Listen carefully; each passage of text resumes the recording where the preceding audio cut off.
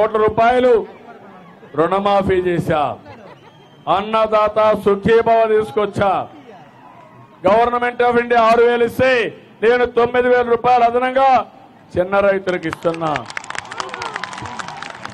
పెద్ద రైతులకి 10,000 రూపాయలు ఇస్తున్నా, కౌలు రైతులకి అన్నదాత సుఖీభవ వాళ్ళకు కూడా వర్తింపజేస్తారని చెప్పి తెలియజేస్తున్నా. రైతులకు ట్రాక్టర్లు ఇచ్చాం, ప్రకృతి సేద్యంలో ముందుకు పోతున్నాం, మైక్రో న్యూట్రియంట్స్ ఇచ్చాం, వ్యవసాయాన్ని లాభసాటిగా తయారు చేయడానికి నేను ముందుకు వచ్చానని మరొక్కసారి మా సోదరమణుల రైతులందరికీ తెలియజేస్తున్నా. ఈ రోజు ఇక్కడికి వచ్చిన యువత తమ్ముళ్ళు చాలా హుషారుగా ఉన్నారు, మీరంతా ఎగిరెగిరి పడుతున్నారు, ఉత్సాహంగా ఉన్నారు, అంత బలము.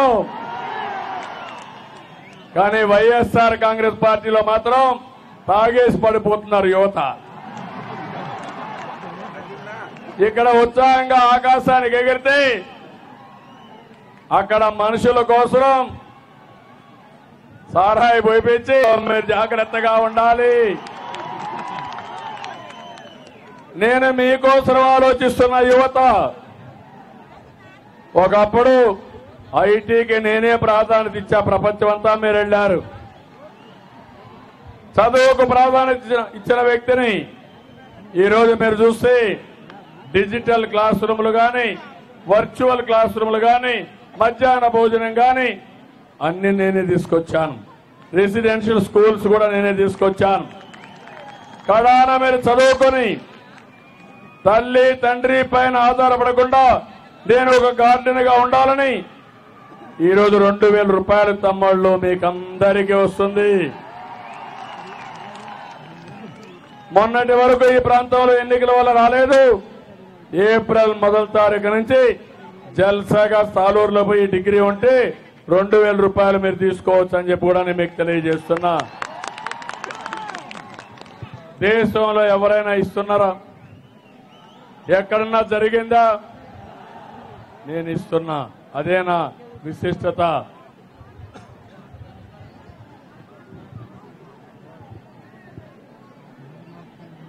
ఓకే, ఇప్పుడు ఇంకోటి చూస్తే ఇలాంటి కార్యక్రమాల్లో యువతకు ఉద్యోగాలు ఇప్పిస్తా. నన్ను చూస్తే పరిశ్రమలు వస్తాయి, జగన్ను చూస్తే పరిశ్రమలు పారిపోతాయి. ఎందుకంటే జగన్ చూస్తే జైలుకు తీసుకుపోతాడని భయం అందరికీ. నన్ను చూస్తే అనుమతులు సులభంగా వస్తాయని, పెట్టుబడులు పెడితే ఇబ్బందులు ఉండవని, వాటాలు అడగమని అందరూ నా దగ్గరికి వస్తారు తమ్ముళ్ళు. జగన్ మాత్రం వాటాలు తీసుకోవడమే కాదు, జైలుకు తీసుకుపోతున్నాడు. ఇంత మునుపు జరిగాయి, చాలా మంది జైలుకు పోయే పరిస్థితికి వచ్చారు.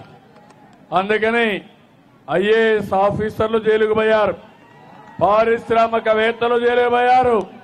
తమ్ముళ్ళు ఎవరైనా వైఎస్ఆర్ కాంగ్రెస్ పార్టీకి సహకరిస్తే మీకు తెలియకుండా మిమ్మల్ని నేరాల్లో ఇరికిచ్చి జైల్లో పెట్టిస్తారు. జాగ్రత్తగా ఉండమని యువతకు పిలిపిస్తున్నా.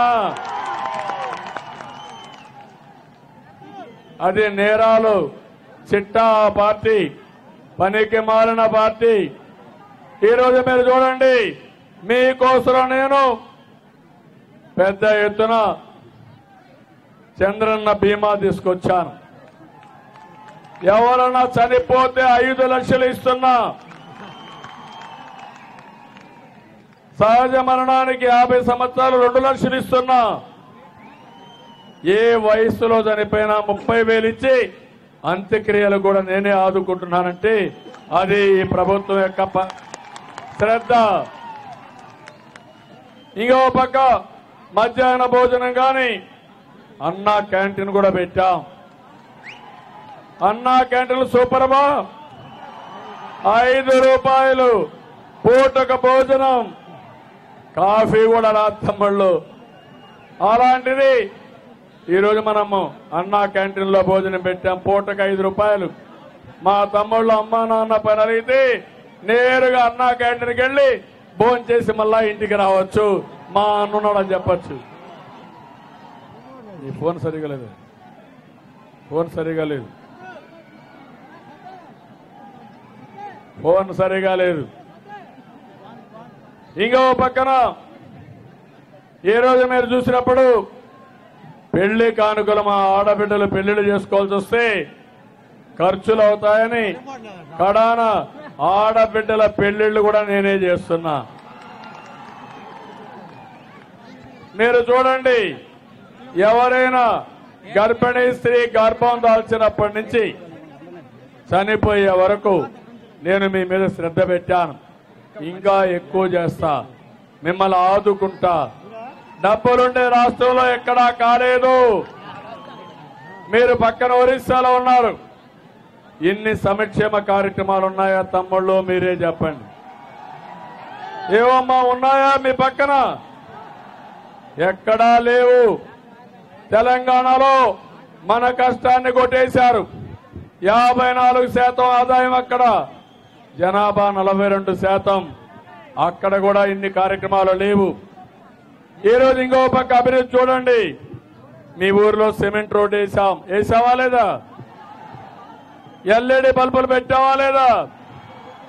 మరుగుదొడ్లు కట్టామా లేదా? మంచినీళ్లు కూడా రాబోయే 2 సంవత్సరాల్లో ప్రతి ఒక్క ఇంటికి కొళాయి ద్వారా నీళ్లు ఇప్పిస్తానని మరొకసారి మీ అందరికీ హామీ ఇస్తున్నా. ఒక పని కాదు, అన్ని పనులు అవుతున్నాయి. గ్రామాలు ఒక ఆదర్శ గ్రామాలుగా తయారు చేస్తాం. ఒకప్పుడు ఊర్లంటే నేను పారమ్మను చూసేవాడిని. డాక్రా సంఘాల్లో బ్రహ్మాండంగా పనిచేసింది పారమ్మ. రోజు అన్ని గ్రామాలు ఆదర్శ గ్రామాలు. గిరిజనుల కోసం ప్రత్యేకంగా నేను ఆలోచిస్తున్నా. ఫీడర్ అంబులెన్సులు పెట్టాను మీ ఆరోగ్యం కోసం. రోడ్లు లేకపోయినా మోటార్ బైక్ పెట్టి అక్కడి నుంచి బాధితులు తీసుకొచ్చి పేషెంట్ తీసుకొచ్చి అంబులెన్స్ కనెక్ట్ చేశామంటే అది ప్రభుత్వం యొక్క ప్రత్యేకమైన శ్రద్ధ. ఈరోజు గిరిజనుల ఆరోగ్యం కోసం ముందుకు పోతున్నాం. హాస్పిటల్ అన్ని ఎక్కువ పెంచాను, ఇంకా పెంచుతాను. ఇంకో పక్క మీరు చూస్తే మీ పిల్లల్ని బాగా చదివిస్తున్నాను. 100 యూనిట్ల కరెంటు, 125 యూనిట్ల కరెంటు ఉచితంగా ఇస్తున్నా. 1-2 పనులు కాదు. పౌష్టికాహారం కోసం మళ్ళీ ఒక్కొక్కరికి 500 రూపాయలు చొప్పున ఫుడ్ బాస్కెట్ కూడా గిరిజనులకు ప్రత్యేకంగా ఇచ్చాను. ఈ రోజు గిరిజనులకు న్యాయం చేసిన పార్టీ తెలుగుదేశం పార్టీ. ఆ విషయం మీరు గుర్తుపెట్టుకోవాలి. మీరు అడవుల్లో ఉంటారు, మారుమూలు ఉంటారు, మీకు ఎన్నో ఇబ్బందులు ఉన్నాయి. అందుకే నేను ఆలోచించాను, మీ ఆరోగ్యం, మీ పిల్లల విద్య, మీ భవిష్యత్తు నా భరోసాని మరొకసారి మీ అందరికీ తెలియజేస్తున్నా. నేను ఇన్ని కార్యక్రమాలు చేసి 5 సంవత్సరాలుగా తమ్ముళ్ళు నేను ఎప్పుడన్నా హాలిడే తీసుకున్నానా? ఎప్పుడన్నా 1 గంటన రెస్ట్ తీసుకున్నానా? ఎవరి కోసం పనిచేశాను? మీకోసం పనిచేశాను, అవునా కాదా? కట్టుబట్టలతో ఆ రోజు తెలంగాణలో మీరు చూశారు. నేనే కష్టపడ్డా.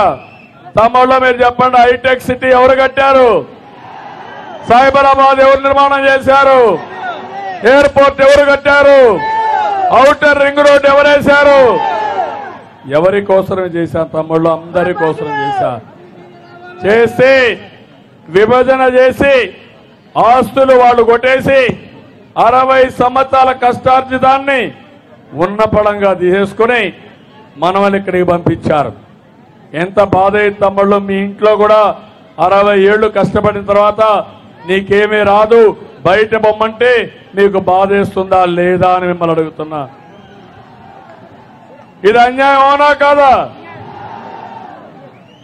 అయితే ఆ రోజు ఒక విభజన చట్టం పెట్టారు, ప్రత్యేక హోదా ఇచ్చారు. పార్లమెంట్లో చెప్పారు. కానీ దురదృష్టం మోడీ మనకంతా ఏం చేశాడు తమ్ముళ్ళు? నమ్మక ద్రోహం చేశాడు. చేశాడా లేదా? అన్యాయం చేశాడా లేదా? మన వాళ్ళు అనగదొక్కాడా లేదా? మోడీ అన్యాయం చేసిన చేలిపైకి ఎత్తండి. అందరూ ఒప్పుకుంటున్నారు. ఇంత అన్యాయం చేసి నేను అడిగాను ప్రత్యేక హోదా ఇమ్మని, నేను అడిగాను విభజన చట్ట హామీలను అమలు చేయమని. అక్కడి నుంచి చేయకుండా ఉంటే పోరాటానికి దిగాం, మంత్రులకు రాజీనామా చేశాం, అవిశ్వాస తీర్మానం పెట్టాం, ఎదురు తిరిగాం. మన మీద ఒత్తిడి పెంచాడు. పని చేయమంటే మన మీద CBI enquiry, income tax enquiry. ఇది ఎక్కడ న్యాయం అని మిమ్మల్ని అడుగుతున్నాం. మిమ్మల్ని అందరినీ, ఇది న్యాయమా? ఇది ఈరోజు ఎవరి కోసం మనం పోరాడాం? ఈ ప్రజల కోసం అవునా కాదా? ఈ ప్రజల కోసం పోరాడుతూ ఉంటే నన్ను బాధ పెట్టే పరిస్థితికి వచ్చారు, ఒత్తిడి పెంచే పరిస్థితికి వచ్చారు. ఎమ్మెల్యేల పైన దాడి చేస్తారు.